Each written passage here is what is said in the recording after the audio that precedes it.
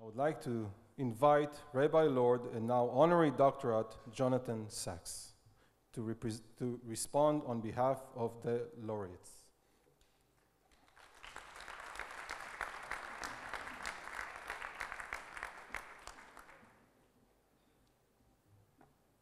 Professor Rabbi, fellow honorees, beloved friends, on behalf of the honorees this evening, I want to say thank you to this extraordinary institution for this great and unforgettable honor. And thank you for making the ceremony so painless and so smooth. Not all of my moments like this have been so smooth. Let me explain. In 2005, Her Majesty the Queen was kind enough to award me a knighthood. This would normally not present any problems unless you have actually seen what the ceremony involves. You have to kneel before the Queen, and she lays a sword on your shoulder. And you know that we don't kneel before anyone short of the Almighty himself. Well, I brought this as a diplomatic problem to Buckingham Palace, and bless them, their creativity found a solution. They made a rail for me to hold on to as I was presented to the Queen, which I could lean on at 30 degrees to the perpendicular without actually kneeling. The Queen then bestowed the honor on me, and at the end turned to Prince Philip and said the famous words, "Why is this night different from all other nights?"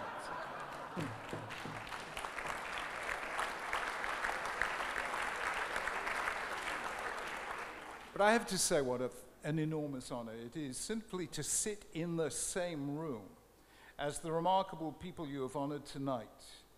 Professor Michael Eisenman, Professor Stephen Forrest, Professor Klaus Alexander Müller, Professor Andrew and Aviva Goldberg, Dr. Jean-Yves Le Gall, Baroness Ariane de Rothschild and Robert Schillman.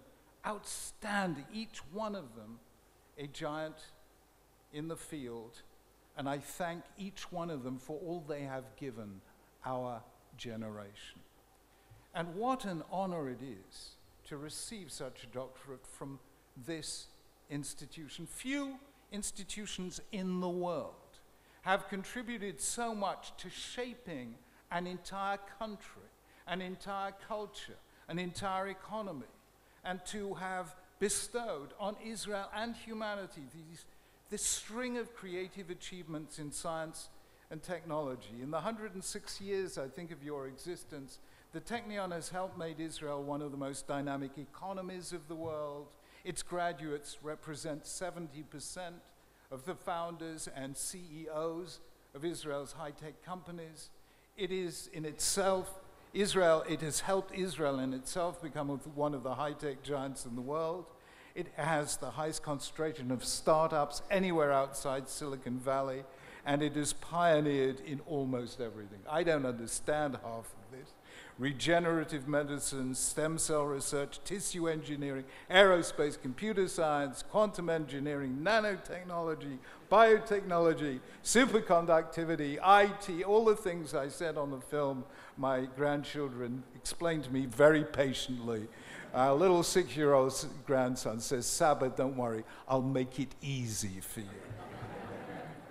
You developed this wonderful technique of file compression, which allowed you to have an algorithm so that you can sort of compress files. One day, you will do the same for rabbis, an algorithm for sermon compression, which would be a major contribution to human happiness.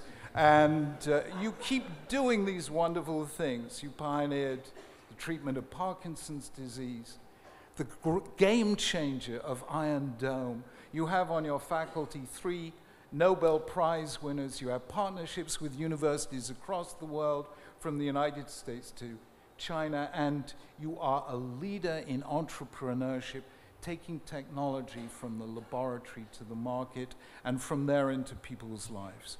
And I really salute your achievement. I also, as a rabbi, feel I have to point out that high-tech sometimes has huge spiritual implications. My favorite one, I don't know if it was invented here, but it was certainly invented in Israel, is a thing called Waze. You know Waze? Or you may know it under slight Google Maps. Waze has contributed to more shalom bayit than anything in all of human history. Do you know how many marriages fell apart because he said to her, why didn't you look up the directions? And she said to him, why didn't you stop and ask the way? And Waze has solved all those marital disputes. It's the most spiritual thing anyway. Anyway, you asked me to say just a few words about the religious setting of your work, about the relationship between religion and science. And the truth is, as I said on the video, that I tried to write a book to show that we need both. That science takes things apart to see how they work. Religion puts these things together to see what they mean. These are different mental exercises. They use different bits of the brain. Science shows us the intricate beauty of the world that is, and the prophets gave us visions of how the world might be and should be.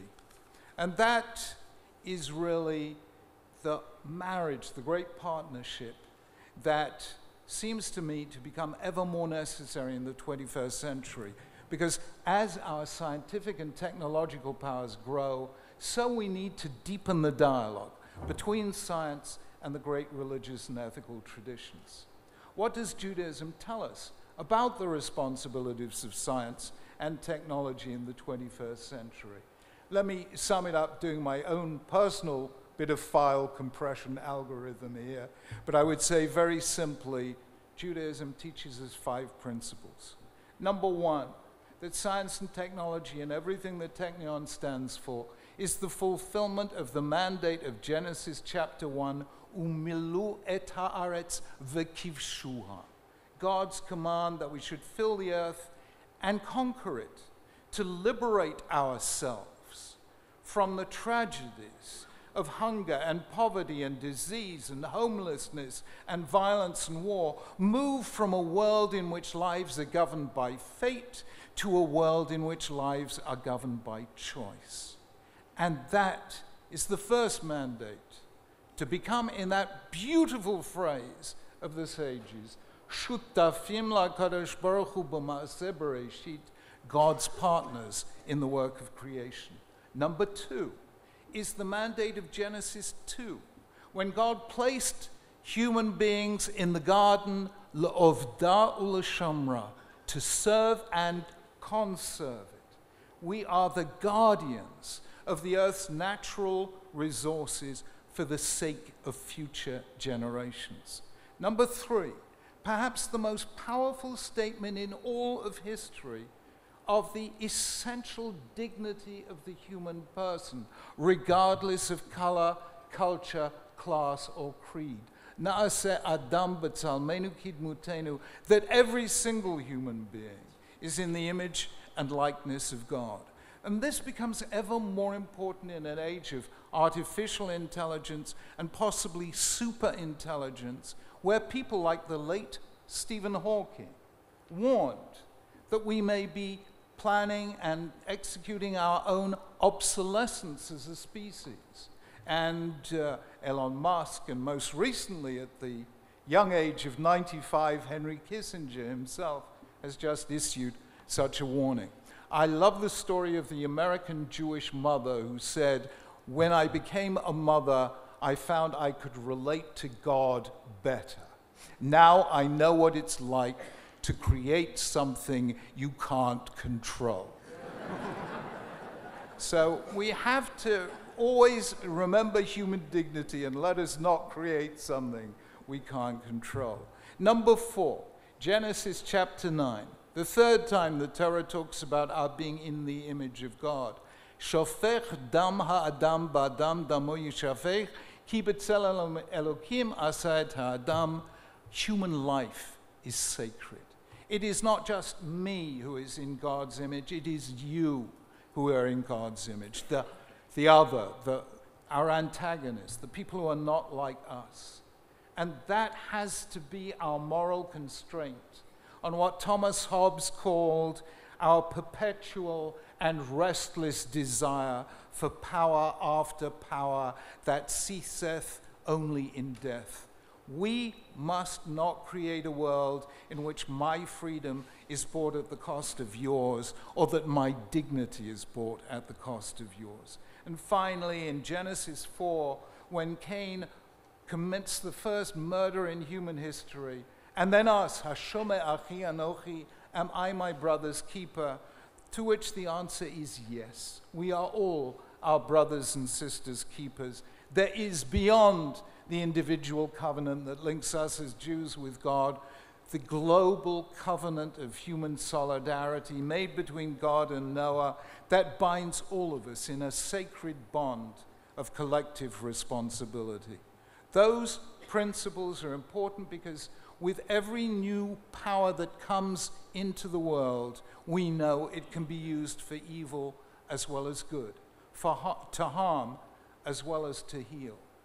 And the powers that we will develop in the next 20 years will be, as the Americans say, awesome. I love that word, sorry, it's not an English word, but awesome in both the positive and negative sense. The danger from cyber attacks, from the misuse of personal data to disrupt democratic practice, the possibility of autonomous weapons, the mass unemployment that artificial intelligence may bring, our ongoing concerns about climate change, and the ever-growing inequalities within societies and between nations. We need to guard ourselves against what Friedrich Hayek called the fatal conceit, the belief that we know what we are doing. When we believe that, we forget the law of unintended consequences, which lead to the saddest words in any language. It seemed like a good idea at the time. This requires us to have ethics, to have conscience, and to have humility. In the end, as I say, the overarching imperative that Moses left us with at the very end of his life was, see, I have set before you et hachaim ve'et hamavet, life and death, habracha v'haklala, the blessing and the curse, uvacharta v'chaim, therefore choose life, leman tichyeh ata v'zarecha, so that you and your children may live. That is what you have consistently done in the Technion. That is what those you have honored tonight have sought to do. We thank you, we bless you. We pray that all you do may protect and enhance and sanctifies life, and may all of you be such that through you God's blessings flow into the world. Many thanks.